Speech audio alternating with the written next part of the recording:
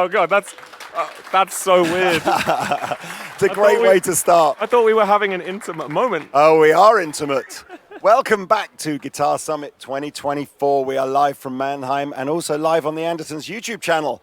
I'm with my friend Mike Dawes. I have a claim to fame as well. Oh, nice I sold Mike his first good guitar. Does that make me feel old?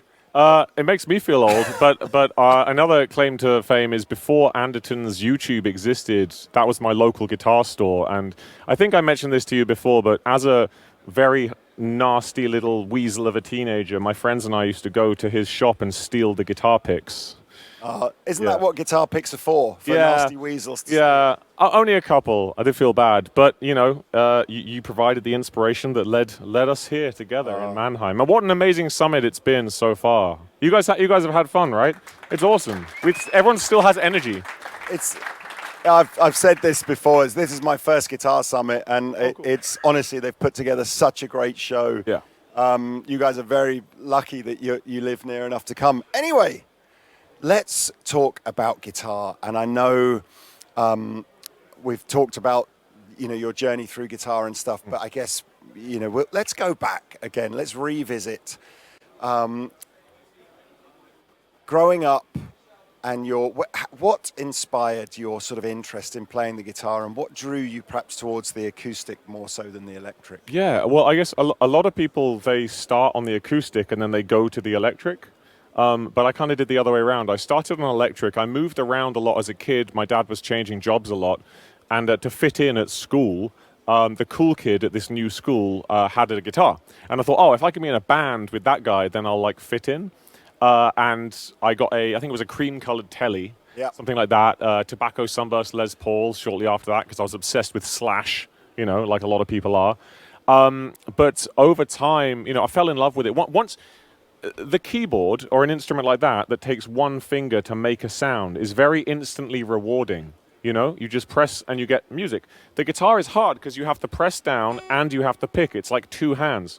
So it takes a while to get the strength to do it, to get your calluses. But when you get that first vibrato and that first bend, it just felt amazing. So obsessed with the guitar ever since.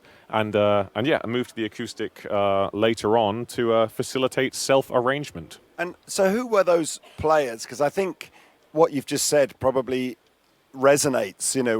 People start with an acoustic guitar and then maybe Slash is their hero, or John Mayer or whoever, so they move to the electric. Who would have been your acoustic hero that kind of pushed you the other way? So it started with actually a French player called Pierre Bensusan, who is not super well known, but he is very well known in the acoustic guitar community. My godfather is actually a graphic designer, and he would design Pierre Bensusan's tab books. Cool. So at school, I was learning Iron Maiden and Guns N' Roses licks with my friends, but at home, I was learning these really complex dadgad fingerstyle Celtic arrangements. And then those two worlds kind of fused over time. And during that process, I met people like Andy McKee, obviously Tommy Emmanuel, who I've been working with loads, which is like the biggest blessing, like to be able to learn from the greatest guitar player of all time, not just musically, but just as a human, and just things like how to treat people. You know what I mean? Just basic things. Like it's just an experience that I'm very, very grateful for. Yeah. That's amazing. Now, obviously you're known as an acoustic player with a pretty unique style, a blend of tones and percussive playing, as well as fingerstyle and tapping and stuff. I'm not sure I don't know that we've even talked about this before, but what was that journey? Because again, it's a technically very difficult style. So at what point did you go from strumming songs and just going into sort of breaking those songs down and really approaching them from the style that you have now? Yeah, so you say it's a really complicated thing. I actually try to make it as uncomplicated as possible. Not trying to make things complicated for the sake of it. I honestly just, when I was 17, I wanted to play acoustic guitar because none of my friends in the town that I was in, You know, I didn't have that same connection of just like, let's do music like all the time, or didn't really have that facility, didn't really have the ability to, maybe we did a band practice once every 2 weeks, but I just wanted to do more. And with the acoustic guitar, it's a polyphonic instrument. You can self-accompany, you know, and so it was just a case of, you know, if I have a melody on an electric guitar, I need some kind of harmony or rhythm to accompany it. And on an acoustic guitar, or just playing fingerstyle with your fingers polyphonically, you can do that, you know. And then it just kind of expanded from there. Obviously, there's an element of trying to squeeze as much out of the instrument as possible.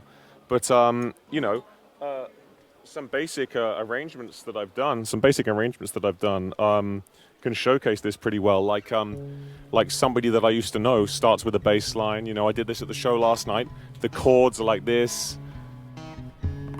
The percussion's like this. All the layers are being added one by one. I'll try and play some melody on this very high-armed chair, you know. Let's see.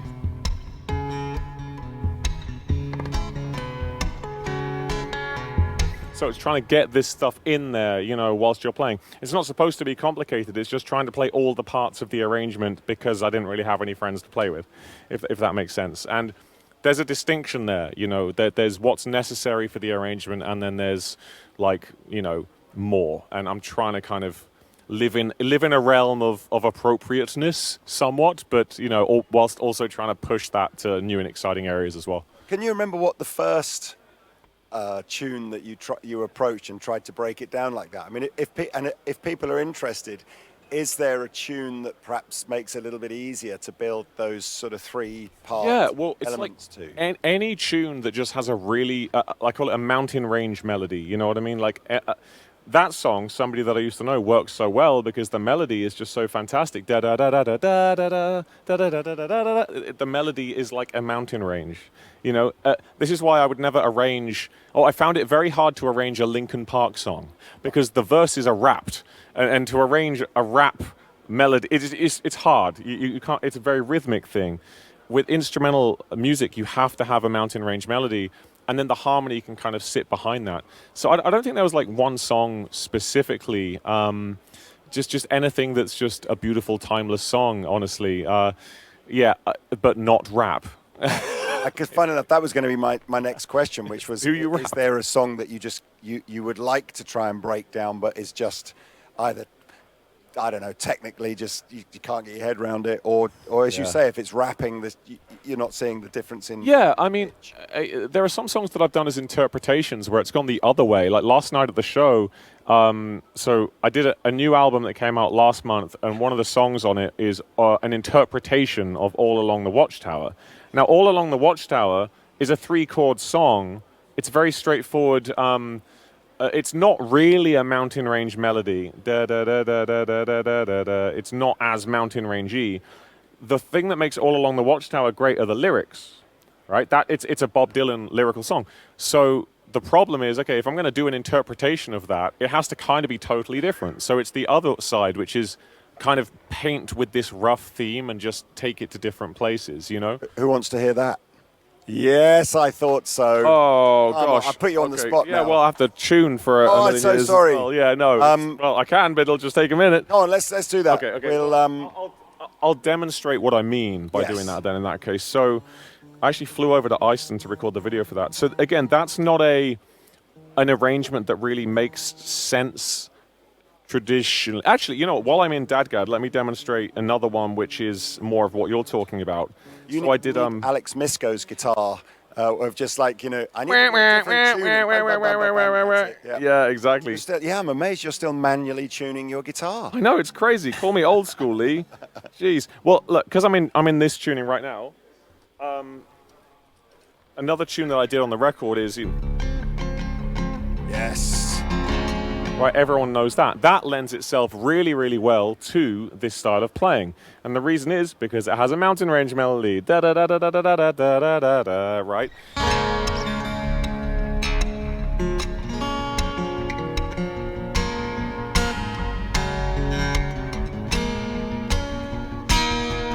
You know, you can get the melody to come out, and it's pretty straightforward.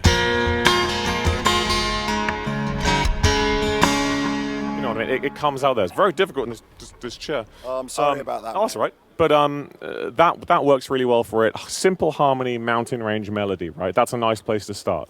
But yeah, Watchtower will be more of an interpretation where I'm just trying to do reharmonization and things like that. But you know, I just spent 2 hours talking about all the nuances of this in the masterclass, and I could talk at incredibly boring lengths about. Well, I think the other thing I find fascinating about how you've approached your style is incorporating the gear that you use to really get the most out of the guitar.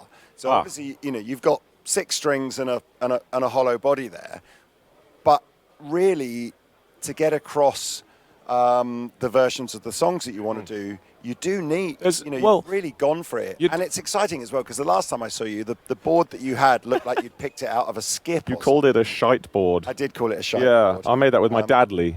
But this looks really neat, and it's got some new toys on it. It's got some toys. You know, I mean, it's the same old stuff, really, like, you know, your delays, your reverbs, your whammy, things like this. Oop, trying to get my foot in there. But it's really just to facilitate the stuff live, you know. I mean, I've got that low octave. Some of you guys using the OC5? Yep, it's the OC3, but it's OC3, underneath the board, so it's under the hood. Okay. So you guys might be able to hear. There's like a low octave sound. I'll isolate it for you actually, so you can hear it better. So this, you hear that in the headphones? So that is not on the high strings. But if I keep playing, it comes on the low strings. And you're still, if I remember rightly last time, you're still saying that you thought the polyphony, the way it works out the note, is still better on the OC3 than on the placement for it. Better isn't the right word. So on the OC5, because there's other features, there's a wheel with a range that you can play with that octave. Right. But because there's other features, they've divided that wheel up to allow for other things. So it's harder to, like, if I knock it, it's easier for it to go somewhere I don't want it to go, you know. But that's the main thing. You can hear that on songs like Jump, where the bass really roars. David Lee Roth. You know, you're trying to get his David Lee Roth high stuff. I'm trying to use the pedal board like this now. So yeah, there's some accessories that add to the show, but that's all it is. It's nothing essential. Don't, you know. I know we all at the Guitar Summit, we're all in the interest of checking out cool gear. Like, yeah, but just practice and write the songs first, and then use the gear to supplement that. Don't use it as a crux, you know. My entire business is built on new gear as the crux. Yeah. Or so ignore everything Mike just said. It's all about buying if you buy pedals. a Klon, you'll just be better. That's how it works. No, but for real, like. Obviously, I'm a toy convert. I love this stuff, and this enhances a show, especially if you're doing an acoustic kind of instrumental show. If it's a long set, you want to have, first of all, I want to have fun with toys, but it gives the audience more stuff to listen to and enjoy, you know. Maybe this song is the song with a looper. Maybe this song is the song where there's a massive cavernous reverb, or this is the song where I bend down and start twiddling knobs and it's all soundscapey and cool, you know. What's this? I don't recognize the Orchid. Is that something new? Custom. Yeah, that's just a mute box. So basically, because I have all these different signals, it's very hard to have control live. So that's just a convenience thing. And you've gone. I'm sure you were using a drive pedal last time, but have you gone over to Tone X1? Yes. This is great, isn't it? Yeah, very clever. Do you guys mess with these? I don't know if you know this. I don't have any affiliation with this company, but it's really good. So Tone X1, it's called. It's a very tiny, like amp sim kind of pedal, and it stores a bunch of amps basically, and all I'm looking to use that for is to have a distortion, right? You see that I'm fading in, so I can get that kind of nice distorted sound, and it sounds like a real amp. It doesn't sound like a distortion pedal going through a PA. It sounds like a real amp. You know what I mean? So that's a lot of fun live. If you're playing like a big rock song, you can actually. Oh, there's people over there. Hi. You're playing a big rock song, but another important thing is you only want to put the distortions through the magnetic pickup, because it is still an acoustic guitar, but this makes it an electric guitar. So any of these fun electric guitar effects, you want to use on the magnetic sound hole pickup, right? Because this thing is not going to pick up any wood. If you start going woo at me and it gets picked up through my microphone, you don't want that coming out of a distortion. Okay, it's going to sound horrible. So any electric guitar effects just receive signal from the magnetic. So there's basically 4 pickups in the guitar, and they each have a different purpose. You've got acoustic guitar, electric guitar, a microphone for the percussion, and then you have a little kick drum here, which helps kind of supplement that kind of stuff for live. So you send that to the subwoofers, and it sounds mega. I just want to be louder than a band, Lee. I want to have friends.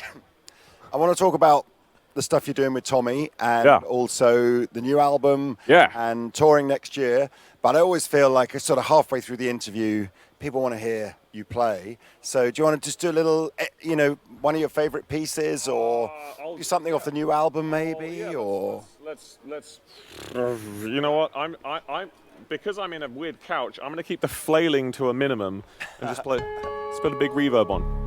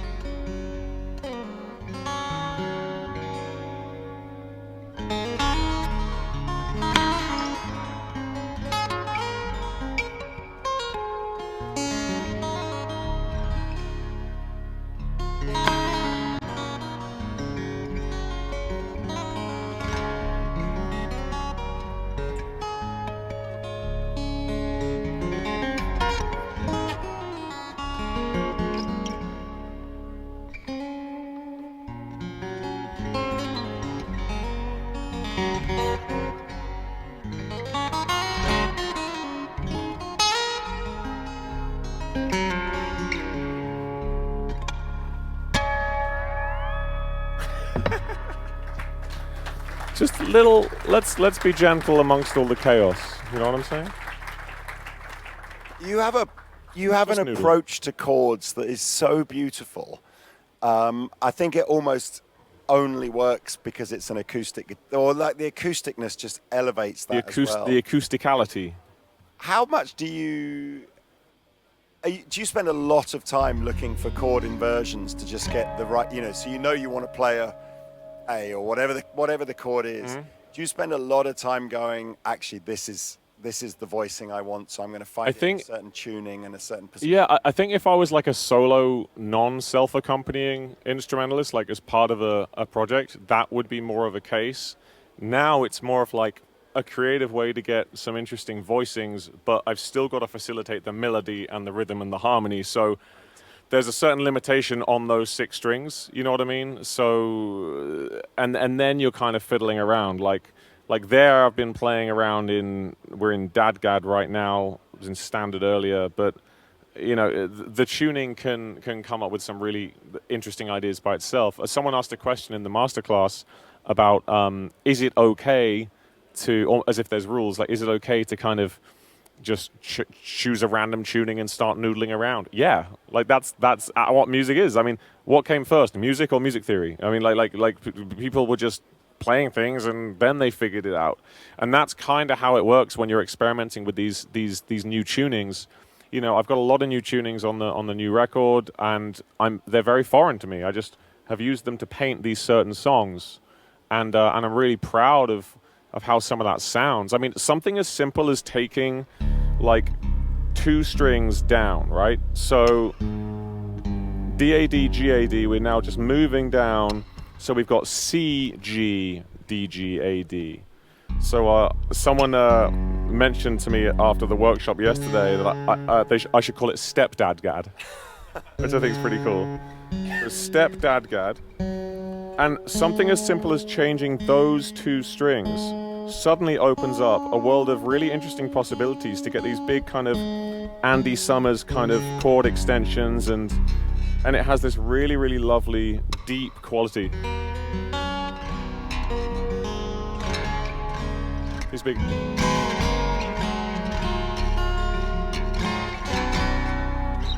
It's kind of like emo adjacent kind of chords, right? It just sounds so...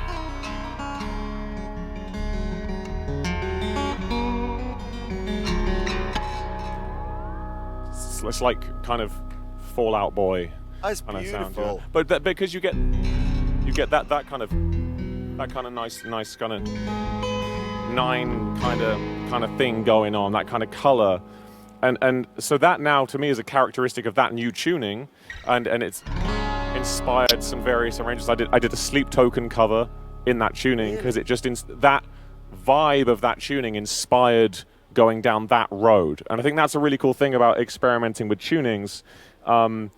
It's supposed to inspire something new, and over time you end up with a body of work that is painted in all kinds of interesting colors that you maybe wouldn't have discovered.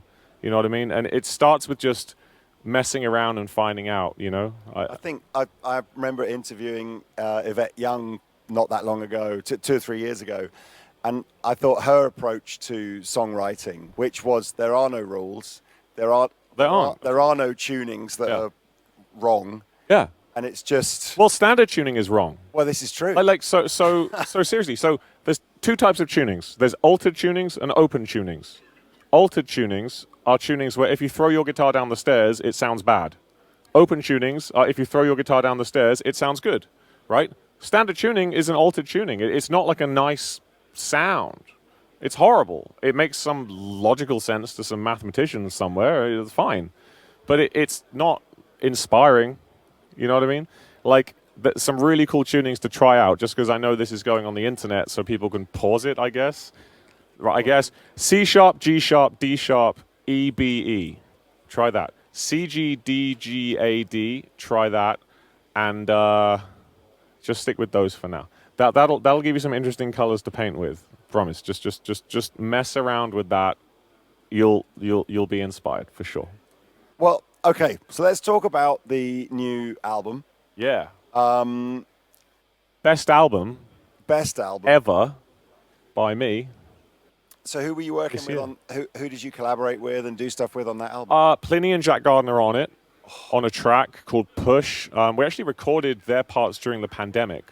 And then I kind of remixed it and retracked a bunch of stuff. And I worked with Casey Sable, who was actually the original Periphery vocalist. Okay. He's an awesome producer in Nashville, and we get on really well. So 3 of the songs on Everlong, Goliath, and Push, he had his hand in. I collaborated with my longtime collaborator, Jukka Backlund, who's a Finnish musical genius. People in Germany will know him from Sunrise Avenue. Yeah? So he's an ex-member, producer, very much in that world. They're a giant pop rock band in Germany. It's one of these bizarre things where you go to Germany and they're playing in the supermarket, and you go to England and they're not, you know. But the whole record was done with Josh Clark, amazing bluegrass producer. What other guests did I have on the album? The 4-time country music Hall of Fame Musician of the Year, Janae Fleenor. She's a fiddle player, and she plays for like Blake Shelton, Steven Tyler, Dolly Parton, everyone. She's the most incredible violin player you have ever heard. She sent me 2 takes of this song, one with my instruction and one that I just told her to improvise. And I kind of made a part for this song. It's called Segera. It's track 3 on the album, and it's a song that I wrote when I was in Kenya. In this place called Segera, and she did this. It's just the most heart-melting fiddle part to this song. So please check that out. It's track 3 on the new album. The album's called Galactic Acid, right? Obviously, there's a pun for lactic acid there, but it means the meaning is much deeper there. But yeah, I'm sure I'm forgetting somebody, but I'm very proud of this record because of the audio production as well, man. Because recording this style of guitar is quite complicated because you don't want all these peaks, you know, with the percussion, and you want the guitar to sing. Everything has to be just right.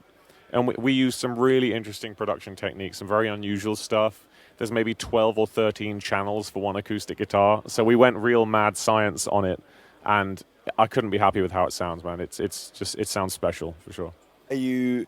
Is it the sort of album that even could be toured? I mean, it sounds very eclectic in terms of the range of styles that are on there. I mean, every song on there is a song that I've played. The practicalities, there's one song on one of those weird Misco guitars. So I have a guitar that has some banjo tuners on it. Yep. which are the tuners where you flick it and it goes to a preset pitch and all that stuff. That song, I would probably tour it in the UK just because just the logistics of traveling around with that Goliath. It's a handmade guitar by Nick Benjamin, and I call it the Beast. It's 1/3 bass guitar, 1/3 guitar, and 1/3 pedal steel, and it has separate pickups for the bass. It's insane. I'm going to do a music video for it. It's going to be on my YouTube channel later this year. The song's called Goliath, obviously. And if you listen to the song on Spotify or whatever, you'll hear what I mean. Or if you want to grab a CD, they're up at 311 or on the website or whatever. So let's talk a little bit about as well your long time. I missed you. I missed you. He's too, great. man. He's like the guy. And happy birthday, Danish Pete. As well. Yeah, happy birthday, Danny Pete, Yeah. wherever you are. Let's talk about your long time relationship with Tommy Emmanuel. Man. Who I've met. I only really met him once in Andertons, but he's that guy that every time he walks past you and you haven't seen him for 2 years, he always remembers your name. Yeah. He always remembers what you talked about the last time. Yeah. He's such a warm-hearted, lovely guy. Yeah. Yeah. But is that, like, is he just like, he's like number one in your eyes? He's number one. It's not in my. He is number one. Number one. It just is. Like I don't know how to explain it. Like, because that's what I mean. it's a spiritual experience. That's what because I don't see the two of you necessarily. I don't necessarily see him being super influential on you from a technique point of view. But he's clearly had a profound effect on you as a human and as a musician.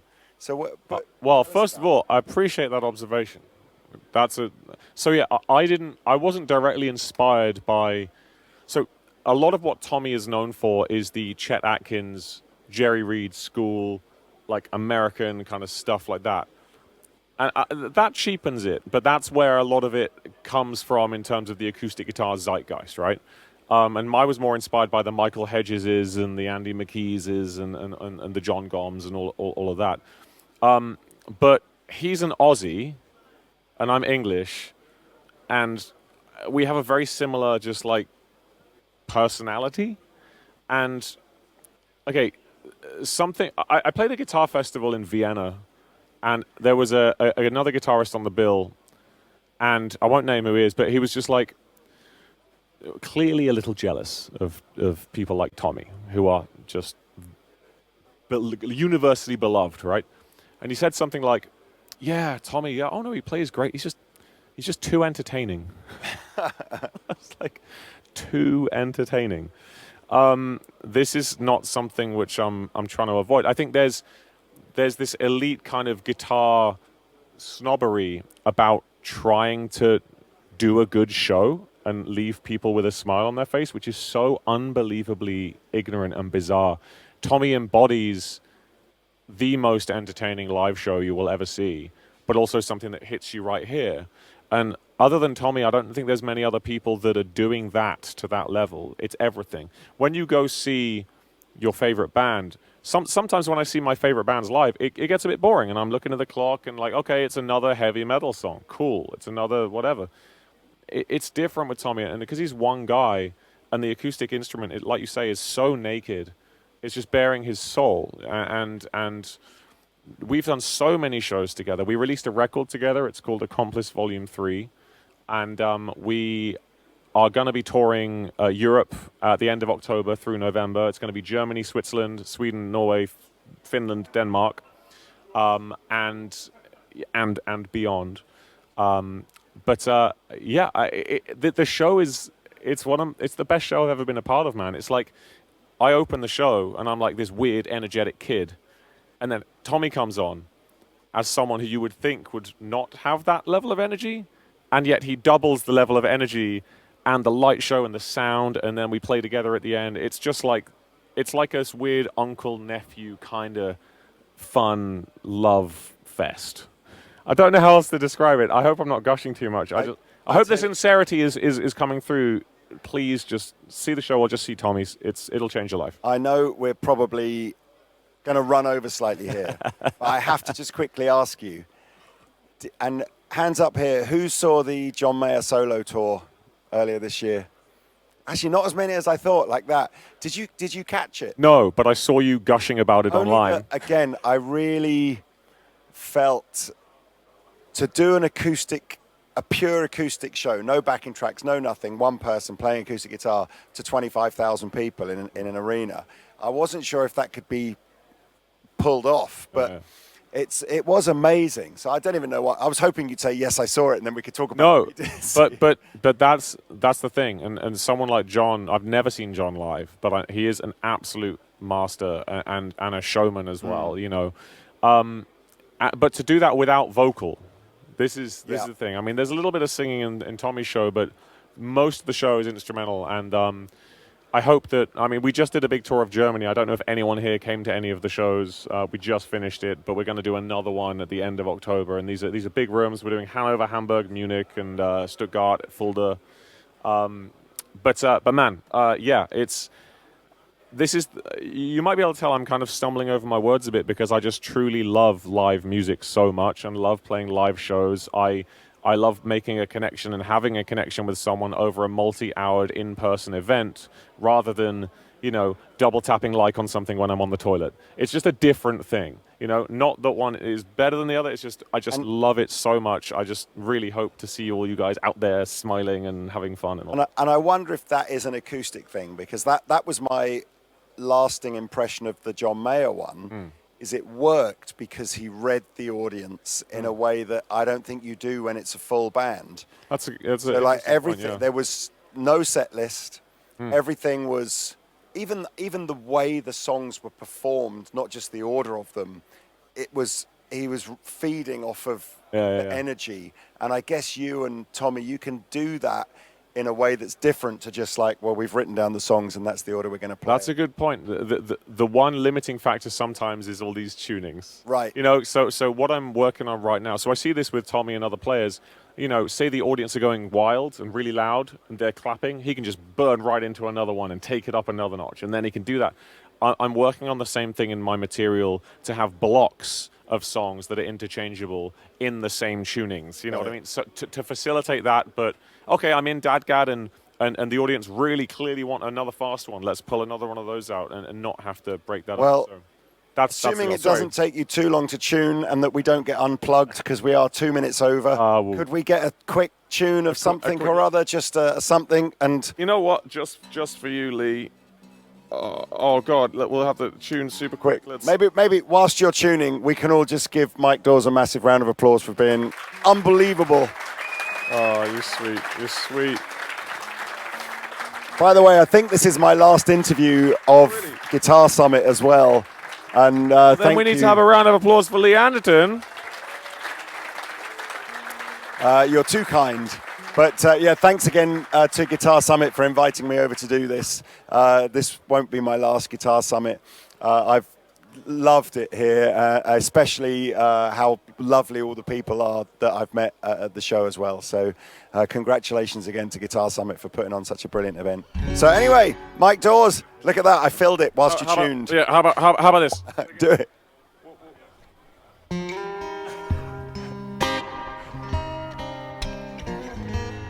We'll get the lighters out.